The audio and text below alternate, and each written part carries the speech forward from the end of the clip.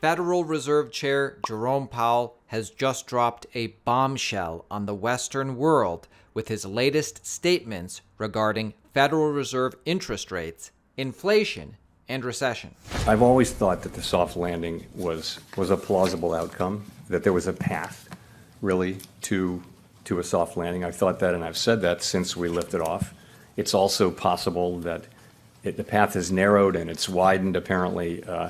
Ultimately, this may be decided by factors that are outside our control. Federal Reserve policy will remain unchanged between 5.25% and 5.5%, with at least one more rate hike expected this year, possibly no rate hikes, and next year expectations are rates decrease.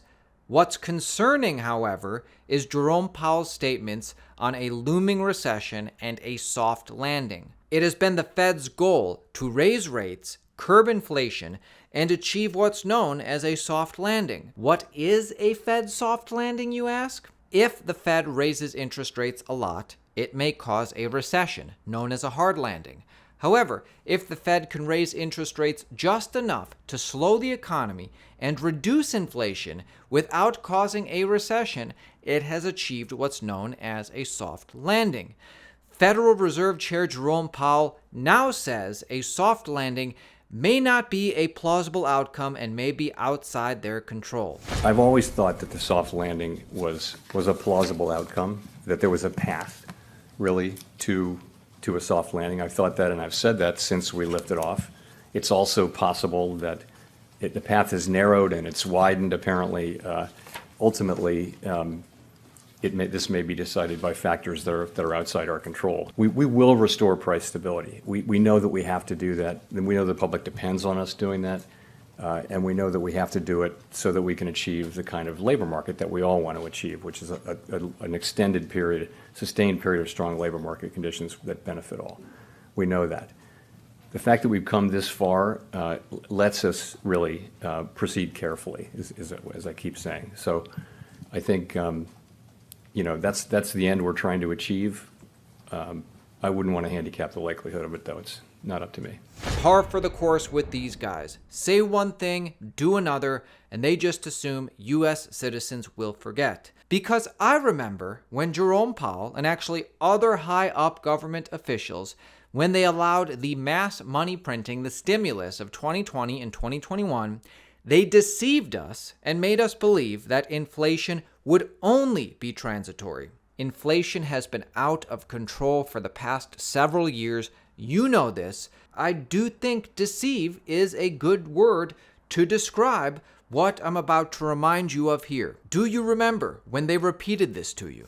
I really doubt that we're going to see an inflationary cycle. Most economic analysts believe that it will have a temporary or transitory impact. The faster than expected increase in some of those prices is actually a good sign. The overwhelming consensus is going to pop up a little bit and then go back down.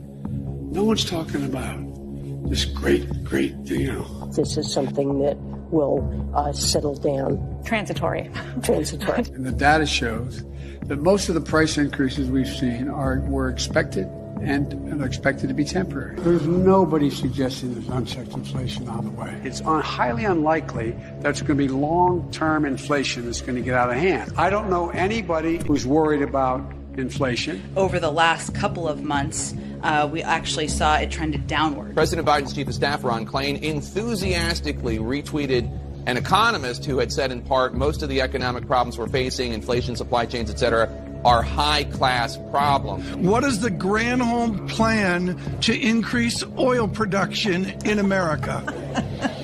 Oh my God, that is hilarious. Well, the number one thing that the president can do is help get COVID under control. That we know is the root cause of inflation. President Biden this afternoon saying he thinks we're at the peak of the crisis right now and that lower prices are on the way. The inflation has everything to do with the supply chain. Make no mistake, inflation is largely the fault of Putin. I'm going to do everything I can to minimize Putin's price hike here at home. If you want to get rid of inflation, the only way to do it is to undo a lot of the Trump tax cuts. I think ever since you've come into office, things are really looking up. Gas is up, rent is up, food is up, everything. Hey, join us at Bitcoin Amsterdam October 12th and 13th. This is an epic Bitcoin conference. Use code Altcoin Daily, 10% off tickets. Get this ticket or get this ticket. Ticket prices increase as we get closer to the event. So many awesome speakers are being added every single day. Use code Altcoin Daily for 10% off. Hope to see you there. They said inflation would be transitory. It wasn't. They then said it would be a soft landing. At this point, it doesn't seem likely that's going to happen. What's next? Guys, subscribe to Altcoin Daily. We show you what's really going on. We keep you informed on the cryptocurrency market like no other channel does. Make sure you subscribe. Make sure you join our team. So it looks like a soft landing is less likely. So, is a recession in our future? JP Morgan analyst explains. The U.S., however, we think is probably likely headed to a recession towards the end of this year, start of 2024. We think the primary driving force of that is going to be tightening credit conditions as bank balance sheets, particularly among U.S. regionals, remain somewhat flawed and still have to be repaired in order to get bank lending going again. So we think that the drying up of credit conditions will be what will bring the U.S. to a recession at the end of this year, start of next year.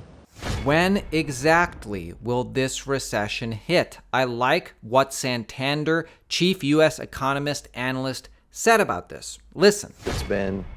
Inflation is probably going to stay pretty high, and so we've gotten good news, but it's not clear whether it's going to persist. So in this environment, how long would you have to see a trend of less hot inflation, if not deflation, to sort of feel like, okay, we're on more solid footing here? Yeah, so we have 2 months of good CPI numbers. I think if you get, 3 or 4, then you're starting to get to a point where you can say, okay, at a minimum, we can be very patient. Maybe we don't have to go, or we can just pause for a while and see what happens. But there's always the risk. Inflation may come down for a while and then reaccelerate, right? So you're always kind of hostage to the data. How do you handicap recession risk, if at all?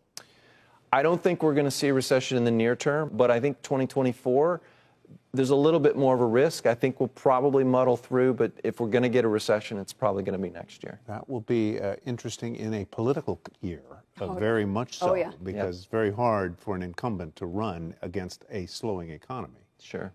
Right? Yeah. Yeah, I mean, we're not thinking too much about that just yet, but that's going to be a big deal in 6 or 9 months. And that's really the key. Next year is an election year. Personally, I'm voting for the pro-crypto, pro-working class, pro-American candidate. And guess what? When the economy turns around, that's going to be very good for crypto. Make sure you're subscribed. Make sure you tune in every day. Now is the time to get serious about your cryptocurrency education. We're in a bear market. Now is the time to make moves.